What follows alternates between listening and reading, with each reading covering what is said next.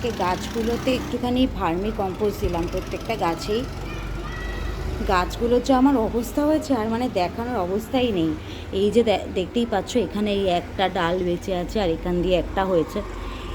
Good morning friends, welcome back to our channel. আবার একটা নতুন দিনের সূত্রপাত হয়ে গেল।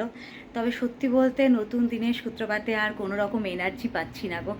যেই পরিমাণ গরম পড়েছে মানে টেকা যাচ্ছে না। এখনই এই অবস্থা, জানি না মে মাসে কি হবে বা এপ্রিলের বাকি কি হবে। সাংঘাতিক গরম লাগছে, মানে কোনো কাজ, মানে রাত্রেবেলা বিশ্বাস করবে না ভেবে রাখছি যে এই কাজটা করতে হবে, ওটা করতে হবে, সেটা করতে হবে, কিন্তু কাজ করার সময় আর এনার্জি মানে মানে থাকছেই না। কালকে তাও এর মধ্যে বেশ কিছু কাজ করেছি, আজকেও অনেক কাজ করার আছে। তো যাই হোক, এনার্জি নিয়ে শুরু তো করতে হবে। হ্যাঁ, আজকে সকাল সকাল বেলের শরবত খাওয়া হয়ে গেছে। হ্যাঁ, সকালে চা খেয়েছিলাম, তারপরে বাবার এক পরিচিত একজন অনেকগুলো গাছের বেল দিয়ে গেছে, তো মা বেলের শরবত বানিয়েছিল, বেলের শরবত এখন খেয়ে নিয়েছি। এবার আস্তে আস্তে ওইদিকে যাই, কাজকর্ম শুরু করি। আর তো কী বলো তো, মানে দুদিন ধরে প্রচণ্ড কাছাকাছি চলছে, আর আমার মুখ চোখ দেখতে পাচ্ছ কী অবস্থা হয়ে রয়েছে। কাজের মধ্যে থাকলে যা হয়। আজকে গাছগুলোতে একটুখানি ভার্মি কম্পোস্ট দিলাম প্রত্যেকটা গাছেই। গাছগুলোর যে আমার অবস্থা হয়েছে আর মানে দেখানোর অবস্থাই নেই। এই যে দেখতেই পাচ্ছ এখানে এই একটা ডাল বেঁচে আছে আর এখান দিয়ে একটা হয়েছে। এটা দেখা যাক এটা আর হয় কি না। এটা কি হচ্ছে বলতো, এখান দিয়ে যে পাতাগুলোই বেরোচ্ছে না, মানে পাতাগুলো কোনো মানে বেঁকে বেঁকে যাচ্ছে। যাই হোক, এইটা তো সেই ওই কয়েকটা দাঁড়িয়ে রয়েছে, এই একটা উঠছে। যা বুঝতে পারছি এই গরমে মানে এই একটা গাছ আর এই গাছটা, এই এই এই চারটে বলা যায়, এই বাদে অবস্থা খুবই খারাপ, আর এই গরমে অবস্থা আরও খারাপ হতে চলেছে। আর বাইরে যে গাছটা আছে ওই গাছটা মোটামুটি ঠিকঠাকই আছে। আর এ দেখো, এইটা কিন্তু আমার এখনও পর্যন্ত মানে নজর দেবো না, খুবই ভালো কন্ডিশনেই আছে। আর তোমাদের একটা টিপস, এই গরমকালে না তোমরা অবশ্যই ফ্রিজের জল ইউজ করবে। মানে সারা বছর নর্মাল ওয়াটার দাও ঠিক আছে, বাট গরমকালে দেখো বাঁশ গাছ তো একটুখানি মানে ঠান্ডার জায়গার, একটু স্যাঁতস্যাঁতে জায়গা, তো অবশ্যই গরমকালে একটুখানি ঠান্ডা জল দেবে। আর অ্যাকোয়াগার্ডের জলই মানে সবসময় মিনারেল ওয়াটার ইউজ করারই চেষ্টা করবে। আমি সবসময় অ্যাকোয়াগার্ডের জল দিই। মানে শীতকালেও যখন তোমরা নর্মাল ওয়াটার দেবে সেটাও কিন্তু অ্যাকোয়াগার্ডেরই দেবে। তো এটার পাতাগুলোতে একটুখানি ব্রাশ করতে হবে, মানে কি বলবো, জল দিতে হবে, তো দেবো ঠিক আছে।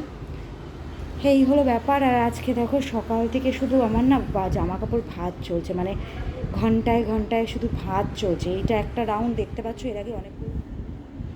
এই জাস্ট মানে খেয়ে দিয়ে উঠলাম, ঘড়ি কাটায় এখন 3টে, মানে 3টে খেয়ে উঠেছি, এখন 3:30 বাজে। কারণ খেয়ে ওঠার পরে জানোই আমাদের এইটা ওটা খাওয়ার জিনিসপত্র তোলা, দু একটা কথা এই করতে করতে 3:30।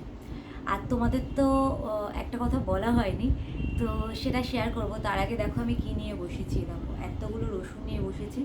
আজকে আর দুপুরে একদমই মানে রেস্ট নেবো না, শুধু আমি তো দুপুরে এমনিতেও ঘুমাই না, বাট এই টাইমটা শুয়ে একটুখানি কিছু না কিছু দেখি মোবাইলে। বাট আজকে আর সেটা করবো না, এখন এতগুলো রসুন ছাড়াবো, তারপরে আরও কিছু কাজ আছে, আদা ঠাদাও ছাড়ানোর আছে। তো যেটা তোমাদের শেয়ার করা হয়নি সেটা হলো যে কালকের দিনটা কিন্তু একটা মানে স্পেশাল ডে আমাদের জন্যে। আজকে 3 এপ্রিল আর কালকে হলো 4 এপ্রিল। তো 4 এপ্রিল হলো আমাদের সৌম্যের বার্থডে। তো যথেষ্ট এক্সাইটেড আমরা সবাই। আর প্রত্যেক বছর কি হয় বলো তো, প্রত্যেক বছর এই দিনটা ও ছুটি নিয়ে নেয়। আর এত বছরে আমি দেখলাম না কখনো 4 এপ্রিল মানে সানডে পড়েছে বা কোনো ছুটির দিন পড়েছে। প্রত্যেকবারই যাই হোক মানে ছুটি নিতে হয়, বাট এবার ও আর ছুটি নিতে পারবে না, এই বছর একটু মানে প্রেশারও আছে। তো যাই হোক, প্রত্যেকবার যেহেতু ছুটিতে থাকে সেহেতু কী হয়, দুপুরবেলা বেশ মানে সাজিয়ে গুছিয়ে একটা খেতে দেওয়া হয়। মানে সকাল থেকেই মোটামুটি, সকাল না অ্যাকচুয়ালি আমি আগের দিন থেকেই, জানো তোমরা যারা দেখো যে মানে ঘরটা সাজাই, তারপরে আগের দিন থেকে একটা মোটামুটি পার্টি মোডে চলেই যাই। বাট হ্যাঁ, এবার সবই হবে, সকাল থেকে সবাই থাকবে আর সব কিছুই হবে, কিন্তু হ্যাঁ বার্থডে বয় কিন্তু সকাল থেকে থাকবে না, আমরা সবাই এনজয় করবো। বার্থডে বয় এসে জয়েন করবে বিকালবেলা, তবে হ্যাঁ তাড়াতাড়ি চলে আসবে, বিকালে জয়েন করবে। তো যাই হোক, তার জন্যে কালকে যা যা করবো না করবো তার জন্য কিছু প্রিপারেশন আজকে করে রাখার দরকার আছে। তো কী করবো না করবো সেটা তো তোমরা দেখতেই পাবে। এখন যেই কারণে রসুনগুলো নিয়ে বসেছি, রসুনগুলো ভাবলাম এই টাইমটা আর শুয়ে কাজ নেই, রসুনগুলো ছাড়িয়ে নেই, আদাগুলো ছাড়িয়ে নেই, কারণ কালকে যেগুলো করবো তার মধ্যে একটা প্রিপারেশনের জন্য আজকে আমার এখন আদা রসুন এগুলো লাগবে। তো যাই হোক, অনেক কথা বললাম, এগুলো এখন ছাড়াতে থাকি, আর তারপরে কি হবে কালকে কি করব তার একটা জিনিস তো তোমরা আজকে দেখতেই পেয়ে যাবে।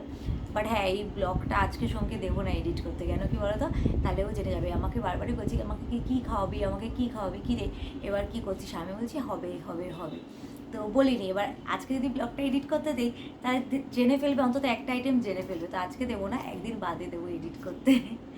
চলো যাই হোক, এটা ছাড়ানো যাক।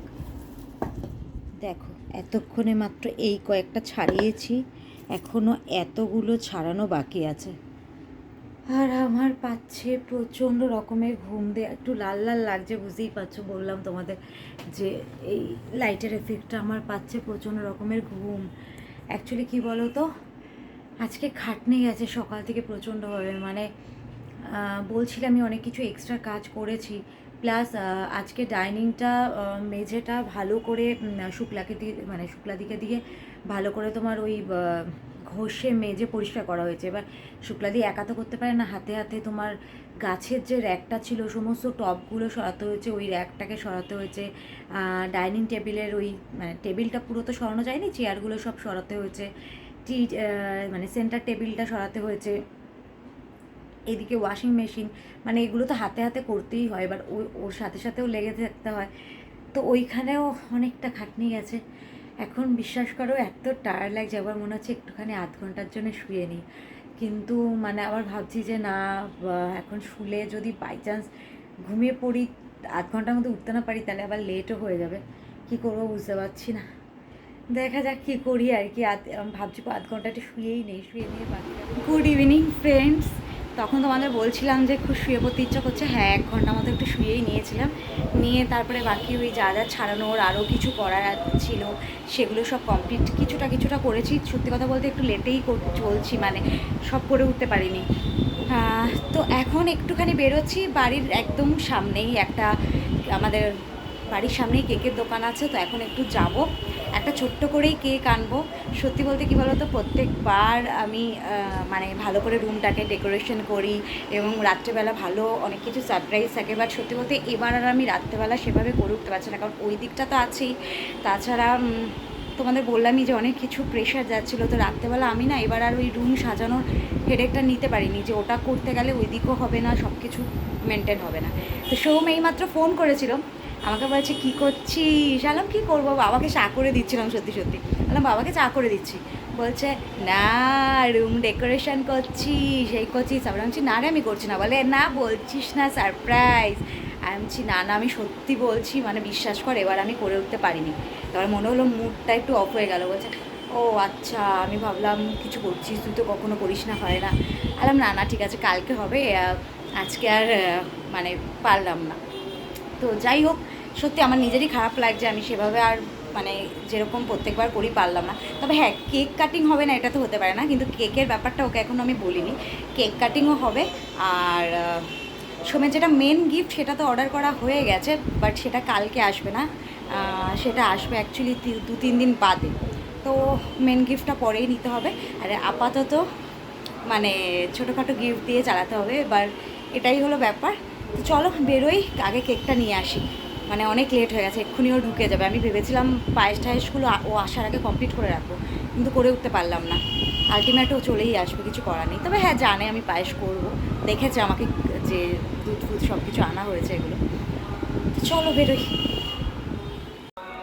তো দেখো কেক আনা হয়ে গেছে, বাট এখন মা বাবার ঘরে কেকটা লুকাবো, কারণ আমার ঘরে তো রাখাই যাবে না, বুঝে যাবে। আর সেকেন্ড কথা, রান্নাঘরেও রাখা যাবে না, রান্নাঘরে ঘুরঘুর ঘুরঘুর করবে, তো ওখানে রাখা যাবে না। এইখানে এখন আর আসবে না, বেরিয়েও গেছে অ্যাকচুয়ালি অনেকক্ষণ অফিস থেকে। আমি রাস্তায় ছিলাম, ওর জন্য আরেকটা ছোটো গিফটও কিনলাম, যেহেতু সেই দিন গিফটটা মানে আজ মানে অ্যাকচুয়াল বার্থডে গিফটটা কালকে আসছে না, তো লেট হচ্ছিলো। আমি ভাবলাম যে গেল, দৌড়াতে দৌড়াতে এসে এখন দেখা যাক যে এটা কোথায় একটুখানি ঢোকানো যায় যেখানে ওর চোখ পড়বে না। তো চলো, এটা হয়ে গেছে, একটা কাজ শেষ। অ্যাঞ্জেলকে দেখো কীভাবে দাঁড়িয়ে আছে, দেখতে পাচ্ছ? কিসের জন্য ভূত দেখবে?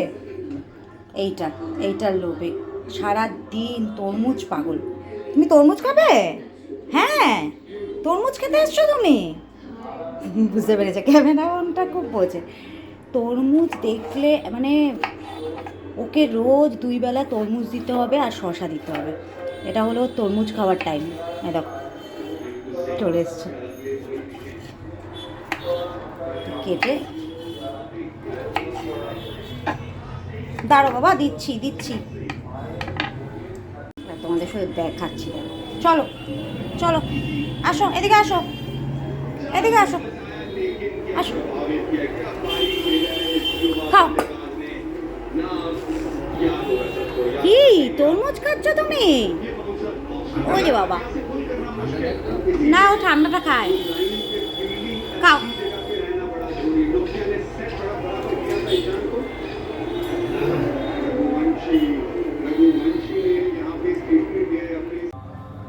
তোমাদের বলছিলাম যে একটা কিছু প্রিপারেশন করব, সেটা হলো কালকের জন্যই করব মেনলি। আজকে রাতে সঙ্গে 2-4টে হয়তো বেজে দেবো, আর বাকি কালকে সন্ধ্যাবেলার স্ন্যাক্সের জন্য সেটা হলো চিকেন নাগেটস বানাবো। তো আমি আমার মতো প্রসেসেই বানাবো। নর্মালি আমি মানে যেটা অ্যাকচুয়াল প্রসেস থাকে সেটা থাকে, তার মধ্যে নিজের মধ্যে একটু ইনোভেটিভ আইডিয়া খাটিয়ে বানিয়ে নিই। তো সিম্পল প্রসেস আমি সবসময় চেষ্টা করি যত সিম্পলভাবে বানানো যায় সেটা। তো সেটা এখন বানাবো আমি। তার আগে ভাবলাম যে পায়েসটা এখানে বসিয়ে দিয়ে নিই, কারণ অলরেডি অনেকটা লেট হয়ে গেছে। তো আগে পায়েসটা বসিয়ে দিই, আর যেহেতু আমি খুব সিম্পলভাবে মানে আজকে তোমার কোটিংটা করে রেখে দেবো, তো তোমাদের ভাবলাম সেই রেসিপিটাও একবার শেয়ার করে দিই। তো আগে পায়েসটা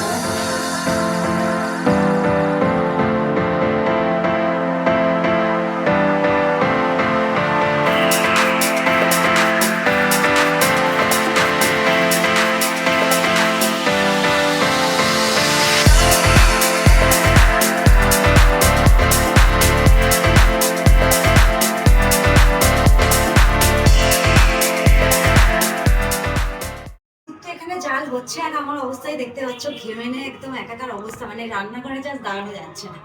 তো যাই হোক, যেটা কথা তোমাদের বলেছিলাম যে আমি রেসিপিটা শেয়ার করব, তো শেয়ার করছি। দেখো এখানে আমি চিকেনটাকে ভালো করে পেস্ট করে নিয়েছি মিক্সিতে, আর এর মধ্যে আমি 2 টেবিল স্পুন মতো বাটার নিয়ে নিয়েছি। তো তোমরা যদি বাটারটা অ্যাভয়েড করতে চাও তোমরা সাদা তেলও নিতে পারো। আমি একটু স্পেশাল যেহেতু একটুখানি ভালো টেস্টটা আনার জন্য বাটার নিয়েছি। আর এবার দেখো আমি একটু জিঞ্জার গার্লিক পেস্ট এর মধ্যে অ্যাড করে নিচ্ছি।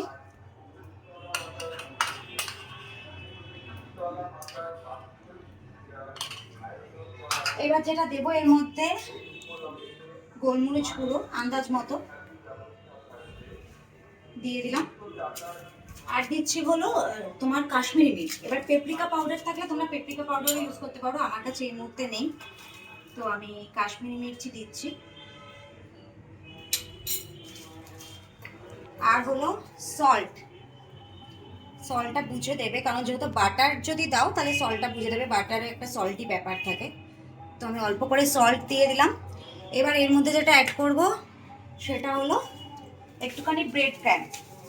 এটা হলো তোমার বাইন্ডিংটার জন্য সাহায্য করে। এবার যদি তোমাদের কাছে ব্রেড ক্র্যাম্প না থাকে সেক্ষেত্রে কিন্তু তোমরা যে টোস্ট বিস্কুট হয় না, সেই টোস্ট বিস্কুটের গুঁড়ো করে নিয়ে সেটাও তোমরা ইউজ করতে পারো। তো আমি একটু আন্দাজ মতো দিচ্ছি, আগেই বেশি দেব না, প্রথমে অল্প দেব। এবার এটাকে ভালো করে মেখে নেব।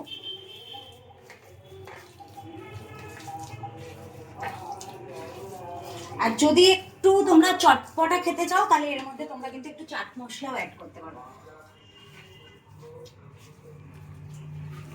আমি অ্যাড করবো না, কারণ পরে যখন এটা কালকে ফ্রাই হবে তো তখন উপর দিয়ে চাট মশলা দিয়ে দেবো, ওটা বেটার হবে।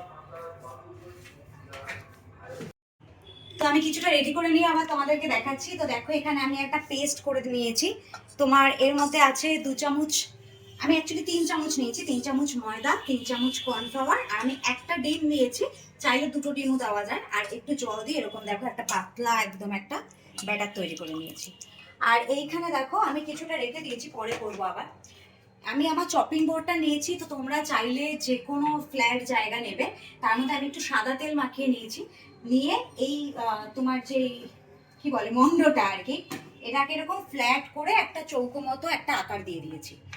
এটা যাতে সমান হয় একটু দেখবে, খুব মোটাও না খুব পাতলাও না, যেরকম মোটামুটি নাগেটস হয়। তো এরকম একটা করে এরকম করে নিয়েছি। এখানে ব্রেড ক্রাম্বস নিয়ে নিয়েছি, এবার এর মধ্যে আমি জাস্ট একটু টেস্টটাকে বাড়ানোর জন্য যেটা করব, একটু গোলমরিচ গুঁড়ো দিয়ে দেবো আর একটু নুন দিয়ে দেবো। এখানে চাইলে তোমরা বিট নুনও কিন্তু ইউজ করতে পারো। দিয়ে এটাকে একটুখানি মিক্সড করে নিলাম।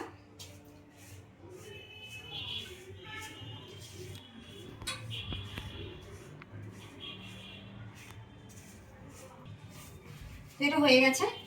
এবার এটাকে নাগেটসের আকারে কেটে নিতে হবে। তো তোমরা যে কোনো শেপ দিতে পারো, যে যেই শেপটা পছন্দ করো।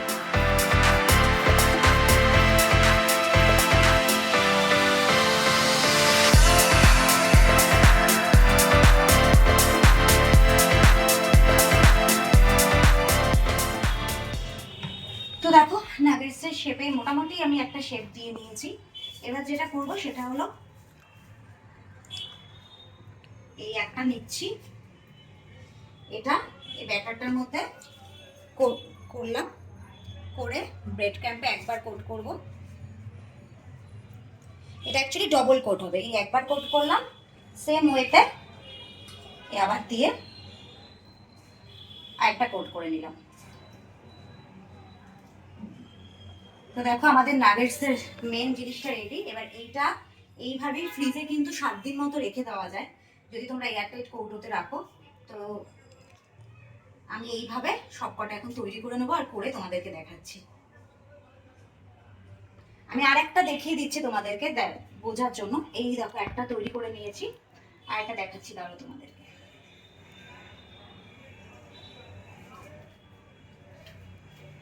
তো এই দেখো নিলাম, নিয়ে ফার্স্টে এটা একবার কোট করলাম, এটা ডিপ করে নিয়ে একবার কোট করে নিলাম, সেম আরেকবার ডিপ করছি,